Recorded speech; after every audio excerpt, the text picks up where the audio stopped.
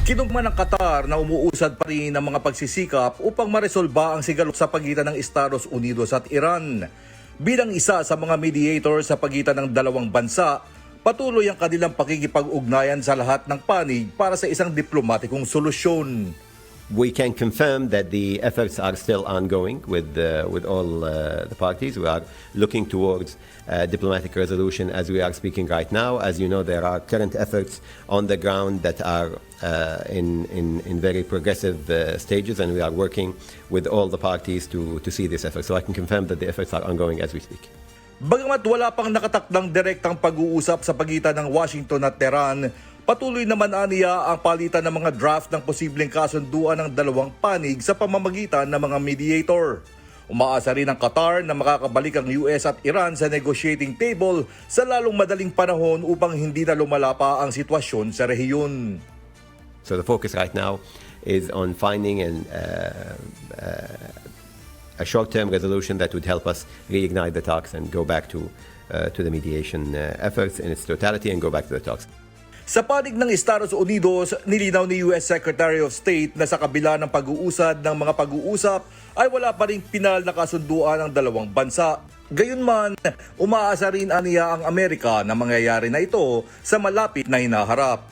There's been progress made in those talks, but not finality yet. We're hoping that will happen very shortly.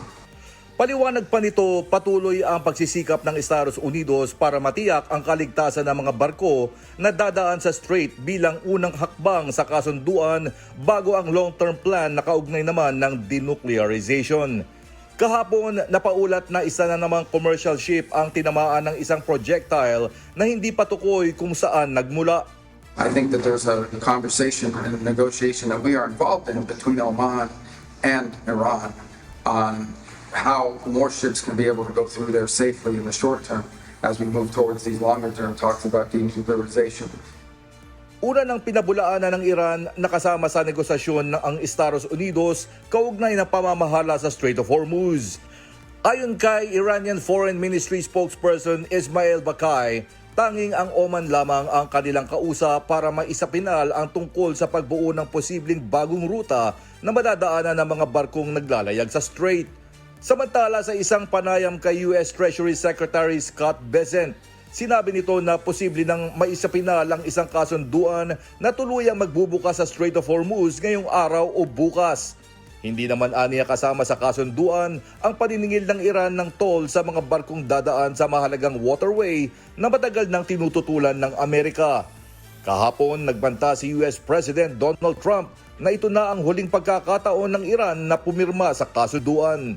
Babala niya, kung hindi makikipagkasundo ang Iran ay haharap ito sa isang matinding pag-atake. I think we're going to maybe get something, but I want to give them every last chance before decapitation. Kasunod ng mga ulat ng posibleng kasunduan sa pagitan ng US at Iran, muling bumaba ang presyo ng langis sa pandaigdigang merkado na nagpapakita ng pag-asa ng mga negosyante na matutuldukan na ang tensyon sa rehiyon. James Bontuyan, humahataw sa balita ngayon.